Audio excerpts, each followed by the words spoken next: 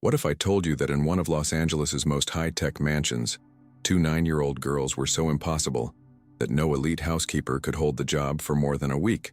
That these twins, daughters of a Silicon Valley billionaire, were blacklisted by every agency in Beverly Hills, defeating professionals with sophisticated cruelty and technological antics, until an ordinary woman, without a fancy resume, showed up with wisdom no amount of money could buy. This is one of the most inspiring true stories you'll read today. A story about two girls who had everything but the bare essentials, and the woman who discovered the cure for a family that didn't even know how broken it was. Before we begin, tell me in the comments which city you're watching from. And if you believe that a single act of kindness can change everything, subscribe to the channel now, because stories like this renew our faith in humanity.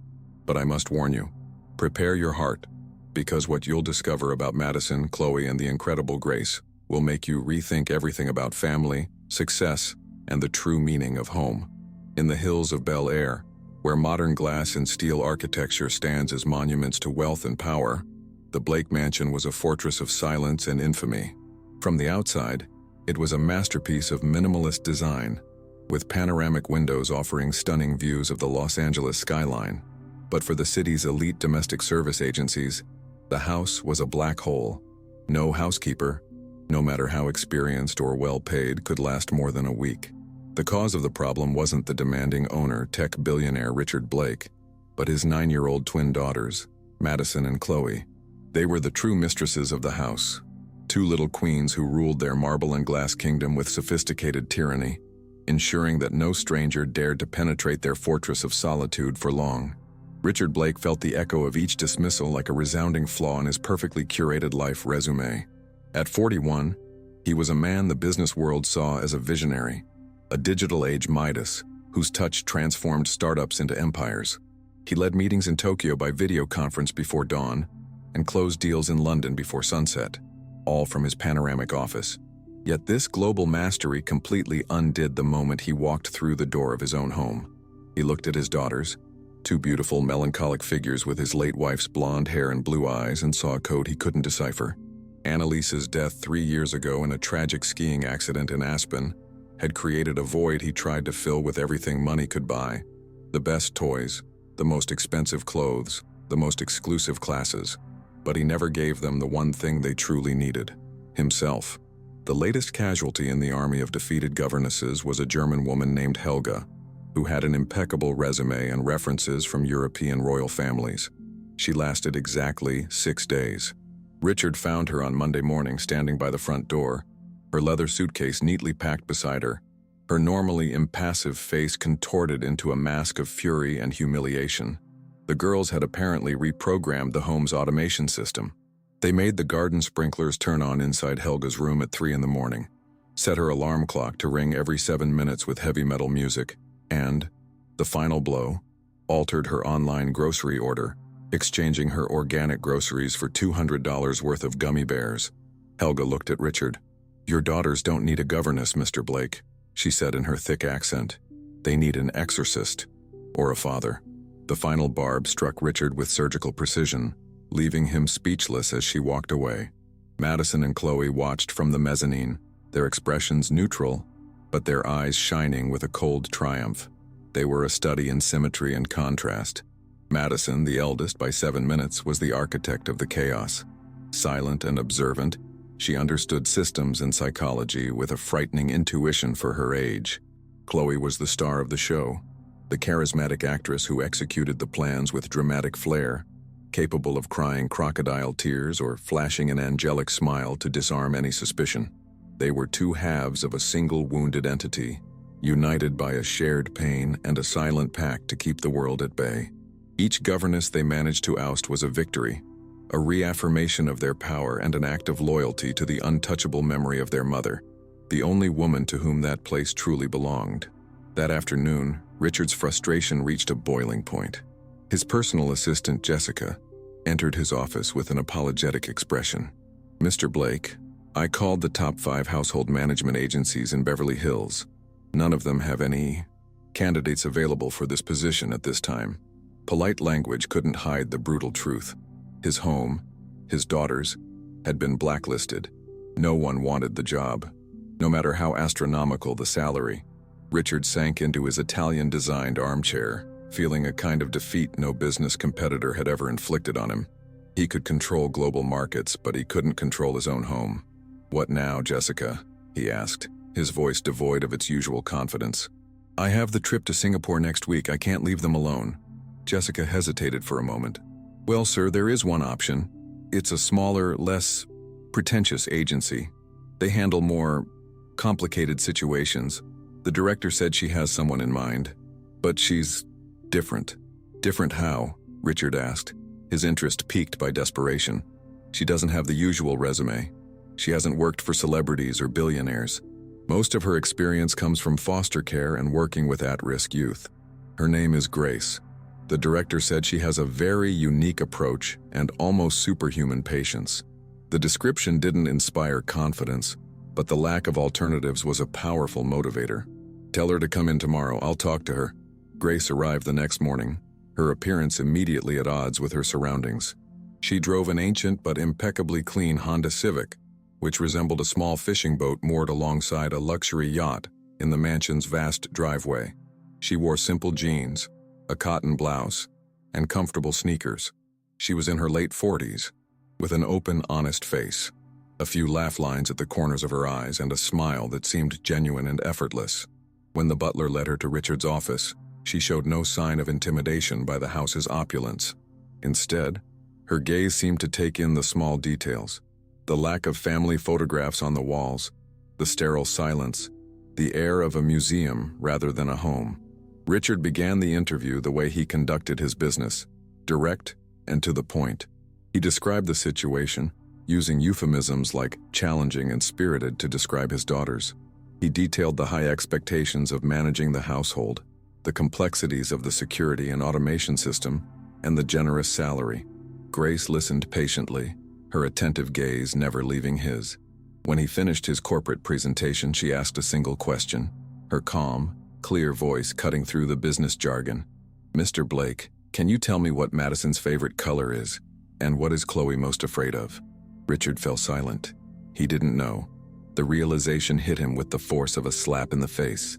He knew his company's next quarter earnings projections by heart, but he didn't know the answers to the most basic questions about his own daughters. Grace's first encounter with the twins took place in the vast living room, a space that felt more like a modern art gallery than a place for a family to relax. Madison and Chloe sat on the enormous white sofa, their postures perfectly straight, their faces a mask of aristocratic disinterest. They had clearly been instructed to behave, but their hostility was a palpable energy in the room. Grace entered, smiled, and didn't immediately approach.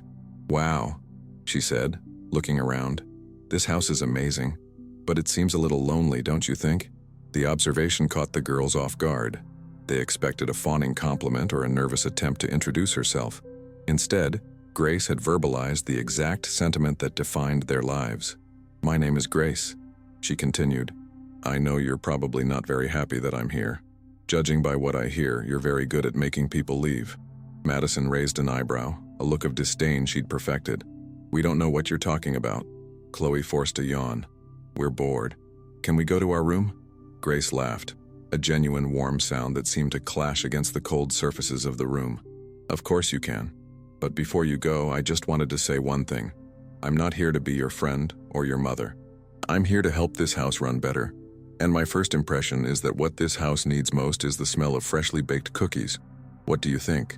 The suggestion was so homely, so normal, that the girls didn't know how to react. They just stared at her, momentarily stripped of their intimidating script, while Grace headed for the kitchen as if she already knew the way. The first coordinated attack came that same afternoon. Grace was in the kitchen preparing the dough for the promised chocolate chip cookies. The girls, after a brief strategy meeting in their room, put their plan into action. Chloe came downstairs and began asking Grace a series of questions, a carefully planned distraction, while Madison upstairs used her tablet to access the kitchen automation system. The plan was simple and ingenious: increase the oven temperature to maximum without Grace noticing, ensuring that the cookies would burn to a crisp. Her intention was to prove her incompetence and enjoy her frustration. Grace patiently answered all of Chloe's questions, never losing her smile as she continued to shape the dough. "Grace, do you speak French?" Grace, have you been to Tokyo Disneyland? Grace, what's your opinion on string theory? The questions were a mix of genuine curiosity and childish snobbery. Grace answered everything simply. No, dear, I only speak English and a little Spanish.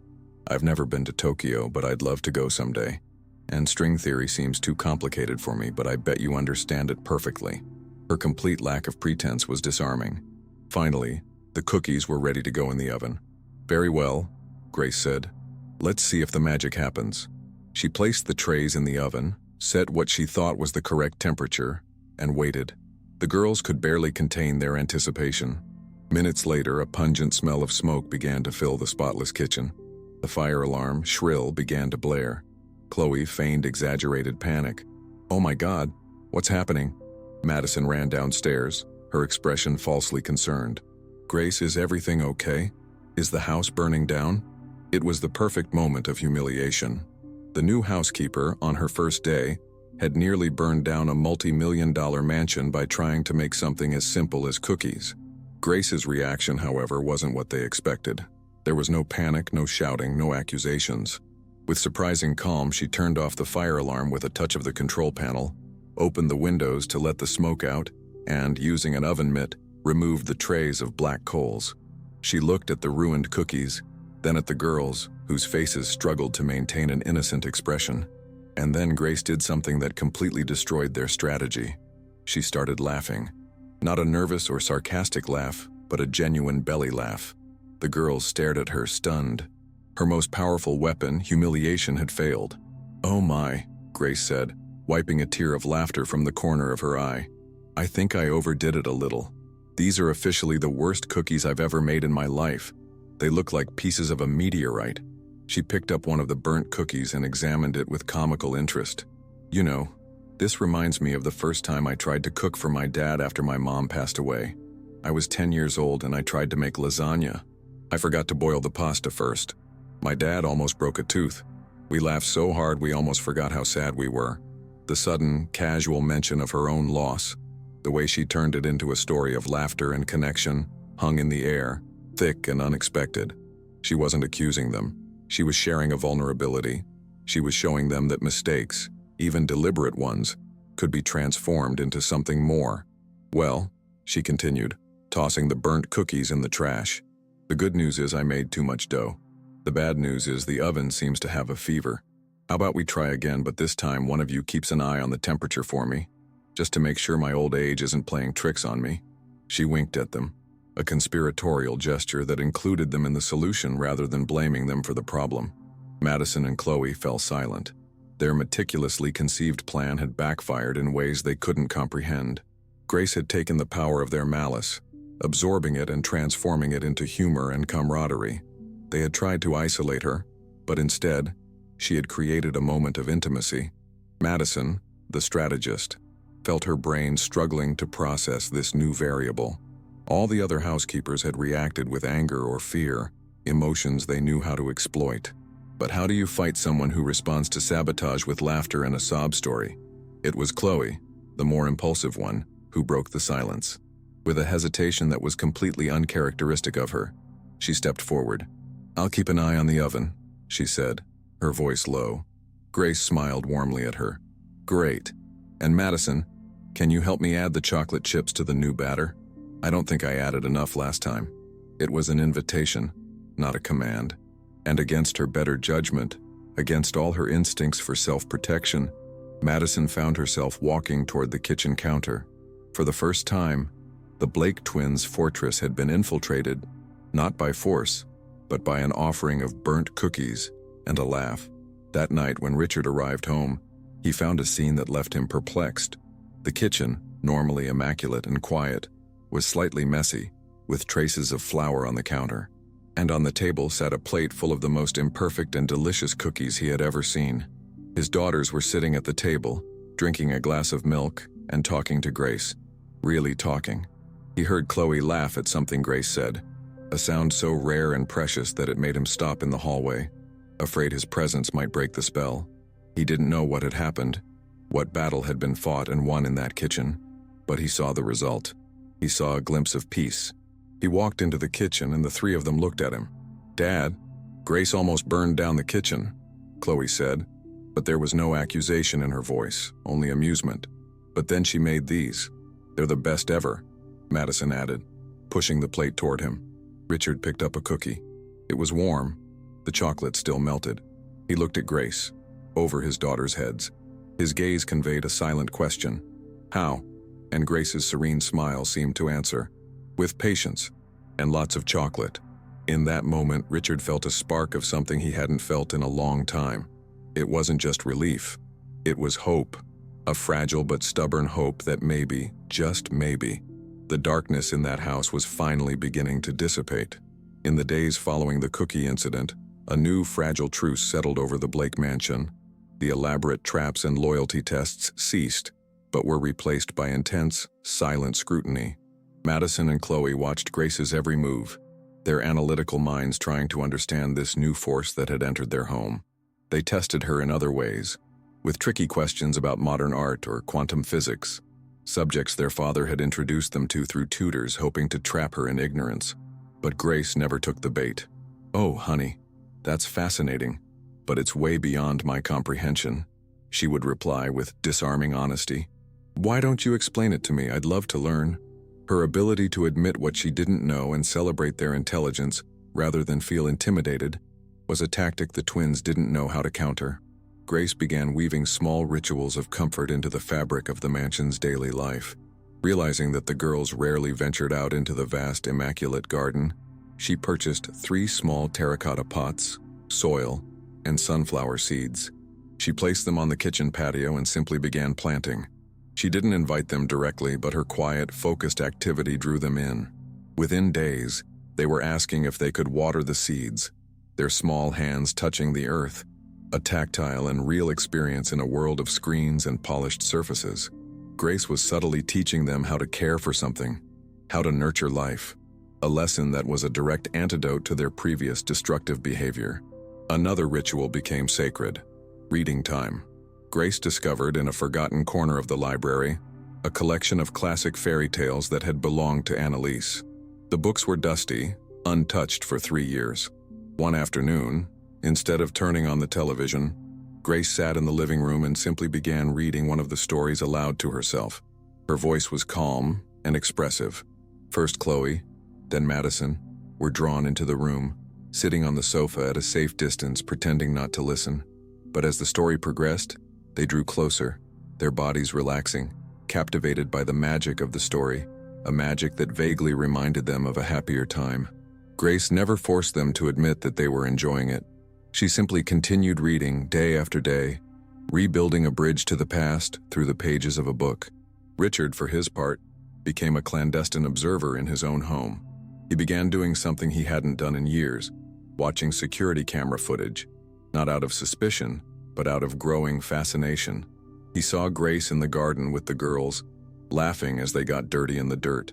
He saw her in the library, reading with quiet dedication, while her daughters sat ever closer to her. He saw her in the kitchen, dancing to an old song on the radio while she prepared dinner. He was witnessing the resurrection of his home, the infusion of life and warmth into a structure that had become a cold mausoleum. And the architect of it all was Grace. Each of these recorded scenes was a source of immense joy and profound pain for Richard. The joy of seeing his daughters behaving like children again, and the pain of realizing how absent he had been. He had delegated the most important task of his life, his daughter's happiness, to a series of strangers, while he hid behind spreadsheets and conference calls.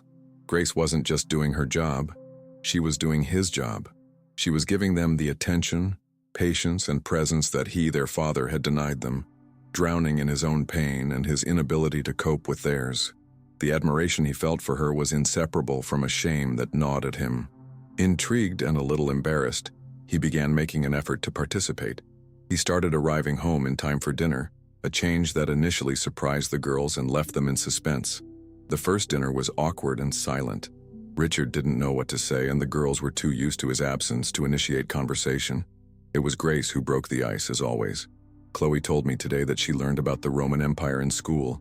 It sounds fascinating. I always get confused by all those Caesars. Her simple question gave Chloe the opportunity to shine, to share her knowledge. and the conversation began to flow, awkwardly at first, but then more naturally.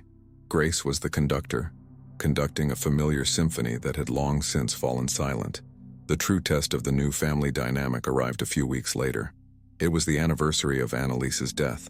For the previous 2 years, Richard had handled the day the same way, sending the girls to an expensive weekend camp and spending the day working himself to exhaustion, avoiding the date at all costs. This year, however, Grace was there. She knew the date from the kitchen calendar. On the morning of the anniversary, she didn't mention it directly, but the breakfast she prepared was Annalise's favorite: pancakes with blueberries and maple syrup. A heavy silence hung over the table. No one touched the food. It was Madison, the most stoic, who broke first. A single silent tear rolled down her cheek and onto her plate. Then another. Within seconds, she was sobbing, a sound of pent-up grief that seemed too big for her small body. Chloe joined her and they both wept openly, their grief finally finding an outlet. Richard froze, his old instinct screaming at him to run, to hide in the office. But then he looked at Grace. She wasn't trying to soothe the girls or tell them not to cry. She was simply sitting with them, her presence a calm anchor in the storm of grief, passing them napkins and murmuring soft words of comfort. Grace looked up and met Richard's eyes. Her gaze wasn't accusatory but gentle encouragement. It was a silent invitation to be the father his daughters needed at that moment. Heart-pounding, he stood, walked around the table, and knelt between his daughters' chairs. For the first time, he didn't shy away from their pain. He wrapped them in an awkward hug and to his surprise felt his own tears begin to fall. "I miss her too," he whispered, his voice breaking. "I miss her so much, every day." And there, in the kitchen flooded with morning light, the three of them wept together, their shared grief becoming not a chasm separating them, but a bridge connecting them. Grace watched them in silence, her heart aching for them and for her. Then she stood and began plating pancakes. "You know," she said softly, "I think your mother would love for us to eat her favorite pancakes while we tell our favorite stories about her." Her suggestion transformed the raw pain into an act of loving remembrance. And so they did. Between bites of pancakes and tears, they talked about Annalise. Richard recounted how he met her. Chloe remembered how she sang off-key in the car, and Madison shared the memory of how her mother taught her to ride a bike. For the first time, Annalise's memory wasn't a ghost haunting the house. It was a warm, beloved presence, celebrated at the breakfast table. This day marked a fundamental turning point. The door to grief had been unlocked, and now healing could truly begin. Richard began sharing more of himself with his daughters. He unpacked boxes of photo albums and home videos. Nights were filled with images of a smiling Annalise, of baby Madison and Chloe taking their first steps, of a family life that seemed otherworldly. Grace was always present in these moments, not as an intruder, but as a gentle witness, helping them navigate the waves of joy and sadness that memories brought. As the family healed, Richard and Grace's relationship evolved into new and unfamiliar territory. Their nightly conversations after the girls went to bed became the highlight of his day. He found himself longing for those quiet moments where they could talk about everything and nothing. He asked her about her life, her family, why she had chosen such a difficult profession. She told him about her own small-town childhood, her large family, the hardships they faced, and the joy they found in the simple things. He saw in her a strength and resilience that humbled him. Richard began to trust her judgment, not only regarding the girls but also regarding himself. One night he confessed to her how lost he felt, how his identity as a successful CEO seemed like an empty shell compared to his failure as a father. Grace listened without judgment. "You didn't fail, Mr. Blake," she said softly. "You just got lost in your grief. We all get lost sometimes. The important thing is to find your way back, and you are finding it." Her words were a balm for wounds he didn't even know he had. He was used to being the man with all the answers. It was simultaneously disconcerting and incredibly liberating to be in the presence of someone who didn't expect him to be perfect. The attraction he felt for her was undeniable, but also terrifying. Loving Annalise had been the easiest thing in the world. Loving again felt like a betrayal, an act of infidelity to his memory. He fought these feelings, trying to maintain a professional distance, but it was useless. Grace's presence in his life was like sunlight after a long winter. She wasn't replacing Annalise. She was showing him that it was possible to feel warmth again, and he began to realize that the best way to honor the love he once had was to allow himself to be happy again. The change in his behavior became evident. He began canceling business dinners, turning down weekend trips, and physically remaining present in the house he was relearning to call home. One Friday, he had a major charity gala, an event where his presence was expected. He had his tuxedo ready, his car and driver waiting. But that night, the girls and Grace decided to have an impromptu movie night in the living room, with popcorn, blankets, and an old animated film. He saw them on the couch, the three of them laughing, and knew there was nowhere in the world he'd rather be. He went upstairs, changed his tuxedo for sweatpants and a t-shirt, and went downstairs. When he entered the living room, the three of them looked at him in surprise. "I thought you had the gala," Chloe said. "I changed my mind," he replied, sitting on the floor next to the sofa. "I thought this movie sounded much more interesting." The smile Grace gave him in that moment, a smile of pure understanding and affection, was worth more than any deal he could have closed that night. It was a conscious choice, the first of many, to put his new family first. The intimacy between them grew naturally, fueled by these shared moments. They were no longer boss and maid. They were Richard and Grace. They were two adults who had found in each other unexpected comfort and companionship. He admired her wisdom, and she admired his capacity for change, his desire to become a better man. They came from different worlds, but they shared the same heart language, that of loss, resilience, and hope for a new beginning. For the girls, this new dynamic was the most natural thing in the world. They saw their father smile more. They saw Grace blush when he complimented her. They saw the way their eyes met over their heads during dinner. To them, it wasn't strange. It was certain. Their home was finally filled with not one, but two loving parental presences. They who had fought so hard to keep outsiders out were now the biggest advocates for this new, blossoming relationship. One afternoon, while Grace was helping Madison with her homework, the girl looked at her with sudden seriousness. "Grace, are you going to stay with us forever?" The question, in its childlike simplicity, was charged with profound meaning. It was a final test, a search for ultimate security.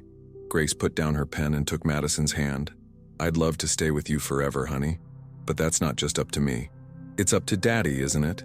Madison asked, her intuition hitting the nail on the head. "I think you should ask him. I think he wants the same thing we do." That night, a child's courage gave Richard the final push he needed. He found Grace in the yard, watering the sunflowers, now tall and strong. He didn't beat around the bush. Honesty was something he'd learned from her. "Grace," he said, his voice firm, "Madison asked me today if you were going to stay with us forever, and I realized that's the only question that matters in my life right now. I know this is complicated and unconventional, but I need to ask you, do you want to stay? Do you want to build a life with us? With the three of us?" He extended his hand, not like a boss, but like a man asking a woman to share his future, his home, and his family. Grace's hand trembled slightly in Richard's, but her gaze remained steady, a mirror of complex emotions. There were tears in her eyes, but also a hesitation born of a life of pragmatism and humility. "Richard," she said, using his first name without the title Sir for the first time, the word sounding both intimate and strange. "My heart says yes before my mouth can even form the word. I love you, and I love those girls as if they were my own. But my head says this is madness." She looked around at the perfectly manicured garden, at the mansion gleaming behind them. "I am a simple woman. I don't belong in this world of galas and boardroom meetings. I would be a fish out of water, and I fear that in time, that would become a problem for you." Richard squeezed her hand tighter, his expression filled with a certainty he hadn't felt in years.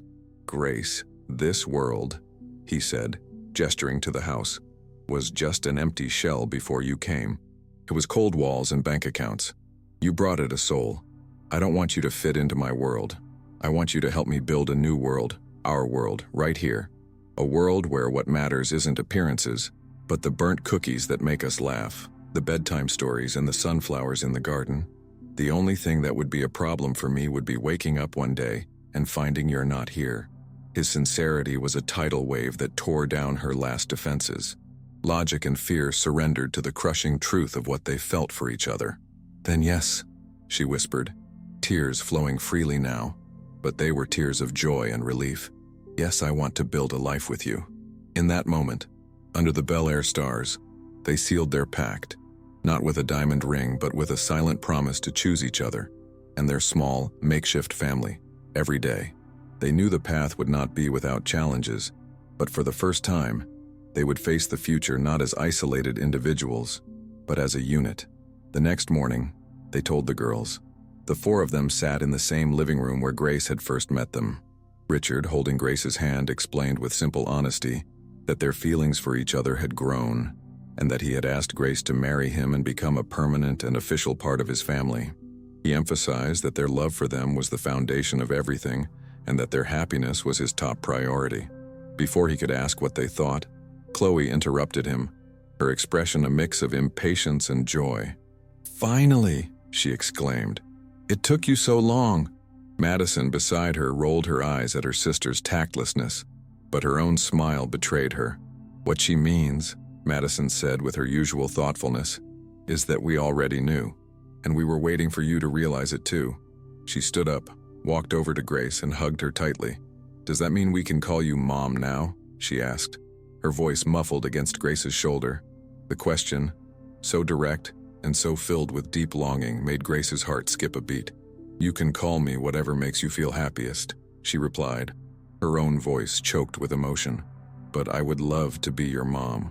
Grace's transition from housekeeper to Blake family matriarch was remarkably smooth, mainly because, in practice, she had already held that role for a long time. The change was most evident in the way Richard insisted that she leave all household chores to the new team he'd hired. Her new role, as he liked to call it, was simply to be the heart of the household. Grace, however, never completely abandoned her habits. She continued to be the first one up, making the coffee and baking bread simply because she loved the smell filling the house in the morning. She didn't become a Beverly Hills socialite. She remained Grace, and that was exactly what Richard and the girls loved about her. The wedding was a perfect reflection of their new life together. It took place on a spring Saturday in the mansion's garden. Instead of hundreds of high society guests, the guest list consisted of a small group of close friends, Grace's family, who traveled from their small hometown, bringing a warm and genuine energy, and Richard's closest co-workers. Madison and Chloe were the bridesmaids, each holding a small bouquet of sunflowers.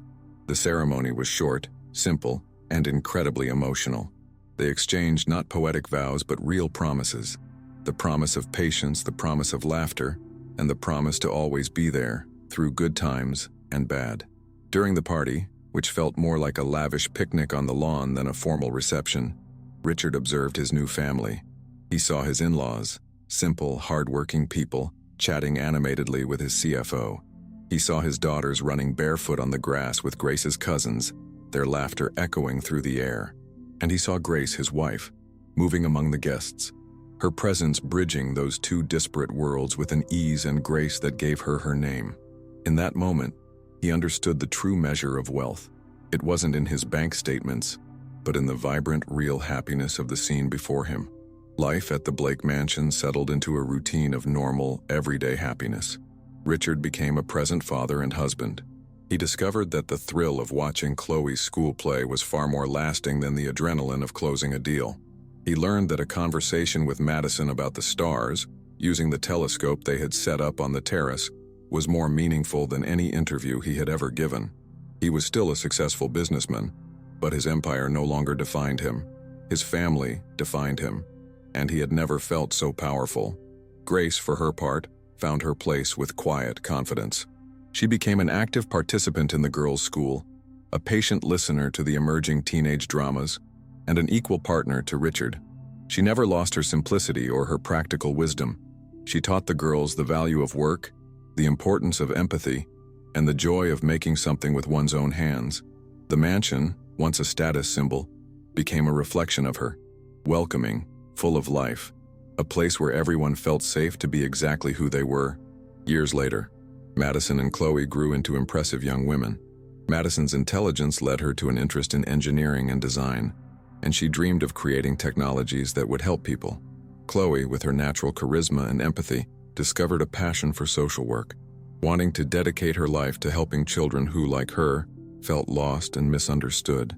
They were the living legacy of Grace's kindness and her father's transformation, proof that childhood wounds, when treated with love, can become sources of immense strength. One autumn afternoon, the four of them sat on the porch, drinking hot chocolate, a ritual they never abandoned. It was the anniversary of Annalise's death, but the day was no longer marked by sharp pain and silent avoidance. It was a day of tender remembrance. They looked through a photo album, and Richard told stories about his first wife, his memories now freed from the weight of guilt. The girls listened, asked questions, shared their own fragments of memory. They weren't erasing the past, they were integrating it into a new, more complete family tapestry. "She would have loved you very much, Grace," Madison said softly, looking at a photograph of a smiling Annalise. Grace smiled, her gaze warm. "I think so, dear. And I would have loved her very much. I think we would have been good friends." Her answer was devoid of any jealousy or insecurity. She understood that love doesn't subtract, it multiplies. There was room in that home and in those hearts for all forms of love, both those present and those lingering in memory. Richard took Grace's hand, a gesture that had become as natural as breathing. "You gave me my daughters back," he whispered, a truth he would never tire of repeating. "And you gave me a second chance at happiness. I'll never know how to thank you." Grace rested her head on his shoulder. "You don't need to thank me, Richard. We thank each other every day, simply for being here together. That's what this family did for me. They gave me the home I never knew I was looking for." The Blake family's story became something of a silent legend in their social circle. Friends and acquaintances witnessed the transformation, the transition from a house of mourning and troubled children to a vibrant and happy home. Many attributed the change to the passage of time or some expensive therapy. They couldn't comprehend that the radical change had been engineered not by a renowned specialist, but by a big-hearted housekeeper whose tools were patience, empathy, and a foolproof recipe for chocolate chip cookies. They didn't see the true nature of the miracle. They didn't understand that this wasn't a Cinderella story about a maid marrying her wealthy master. It was a story of mutual salvation. Grace wasn't rescued from her simple life. She was the rescuer, the one who entered a fortress of pain and transformed it into a sanctuary of love. And in the process of healing others, she also found her own form of complete happiness and belonging. Sometimes Richard looked back at his life and barely recognized it. The man who once measured success in market gains and business magazine covers now measured it in shared laughter over dinner, spontaneous hugs, and the peaceful sound that filled his home at night. He realized that his greatest achievement wasn't any of his billion-dollar companies, but the family he nearly lost and was fortunate enough to rebuild. His greatest fusion was the connection between his heart and Grace's, and his greatest assets were his two happy, well-adjusted daughters. Grace never lost her essence. She remained the practical, down-to-earth woman who had arrived at that mansion years before. But her life was also enriched in ways she never imagined. She traveled the world with Richard and the girls, learned about art and history, but her greatest pleasure remained the same: the simple act of caring for her family, of creating a space where love could flourish unhindered. She proved that the heart knows no social class and that dignity is a quality of the soul, not the bank account. The Bel Air mansion was no longer a showcase of minimalist design and impersonal wealth. The walls were now covered with family photographs, framed drawings of the girls and small artifacts from their travels. The garden, once a pristine lawn, now had a vegetable patch where Grace and the girls grew vegetables, and the sunflowers she planted that first year continued to be replanted, a vibrant yellow symbol of the hope she had brought. The house was no longer silent, it pulsated with life. The Blake family story isn't a story about how one woman changed a man and his daughters.